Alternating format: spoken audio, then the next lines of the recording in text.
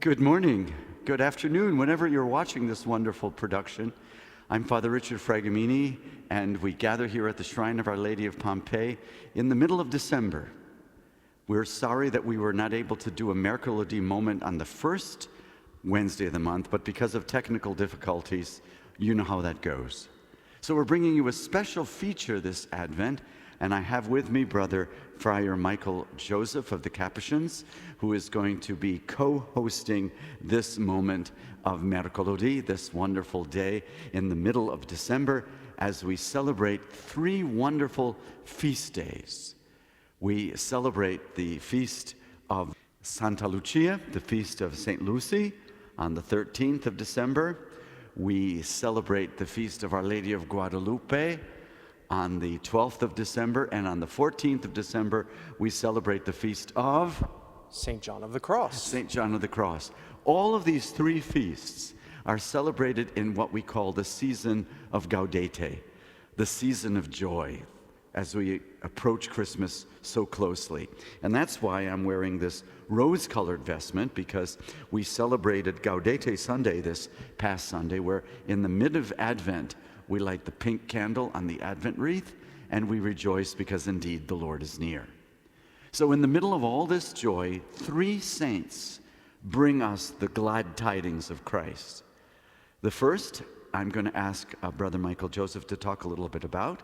The first is Santa Lucia, whom we celebrated on Sunday with the Sicilians, with the great festival dinner that they had, and a shout out to Pina and to Lucio Barbarotto for the wonderful thing they did, in memory certainly of Frank Rappa and Rosa and her dear daughter Maria. Also, thank you for the wonderful event. So, in the season of joy, Michael Joseph, tell us about Santa Lucia.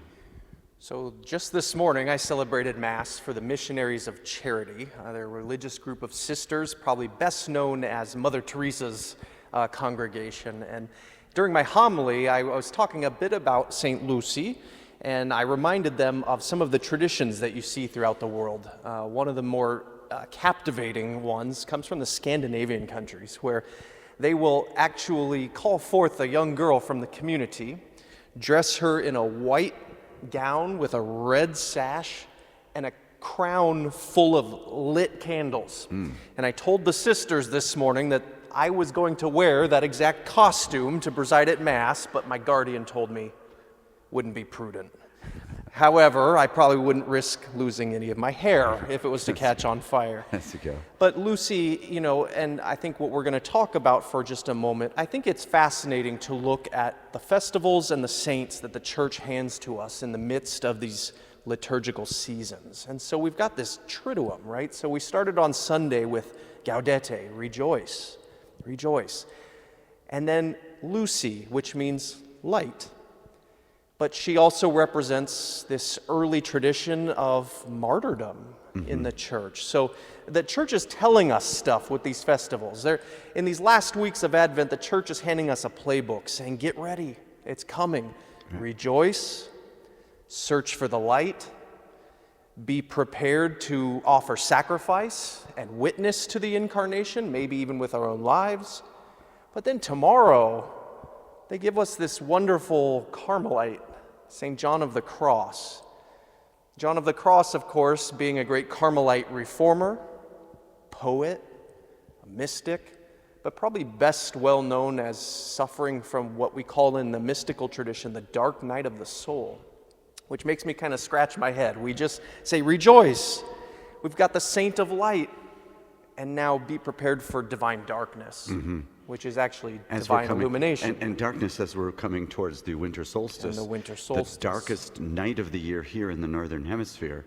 And certainly Lucy, as the patron saint also of the eyes, which gives us sight. And so you see in her statue, you see her holding a dish of her eyes.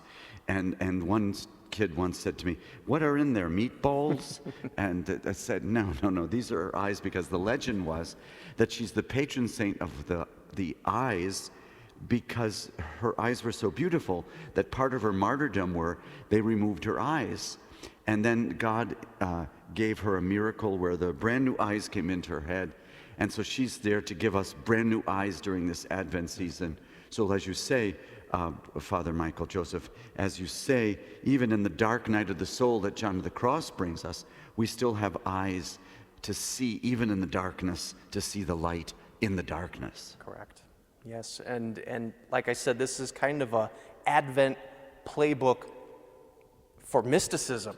Sure. Rejoice, look, be prepared to sacrifice. And with John of the Cross, this dark night of the soul is really divine illumination, and it's telling us you cannot separate the incarnation from the crucifixion experience. Right. So get ready.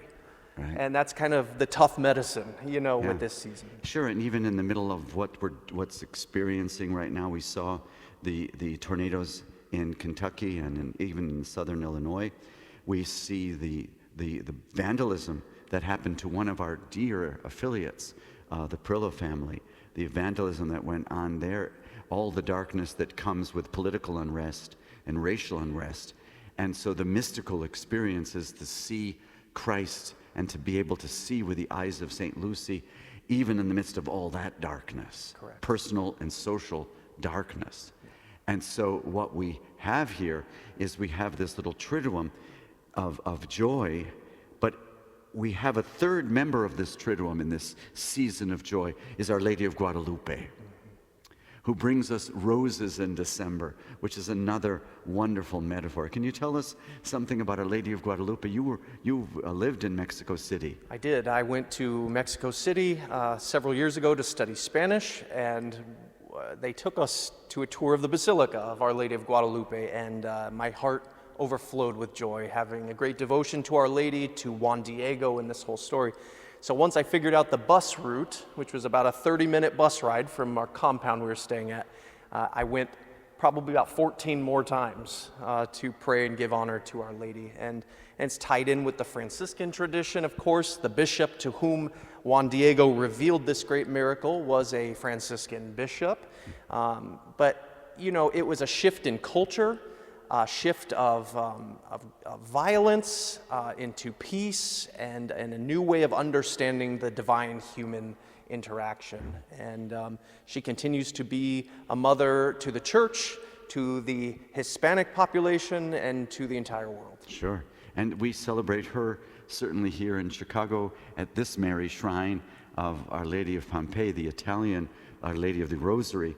And we were able to celebrate her with this beautiful image that was provided to us by the Dema family, Carl and Francine Dema, of Our Lady of the New Millennium statue, that very large image of Mary.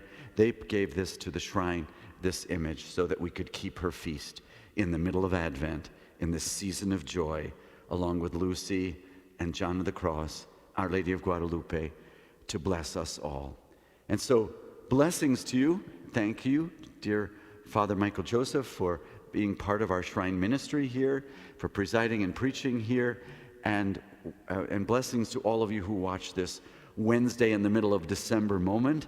Look forward to seeing you again for a Christmas message, and in the meantime, may this season of joy truly give you eyes, even in the midst of the cross and the sorrow and the darkness, eyes to see roses in December, and to see the blessings of Our Lady always in our hearts. And may God bless you, keep you. Thank you for supporting our ministry here at the Shrine of Our Lady of Pompeii, and I look forward to seeing you again soon for a Christmas message.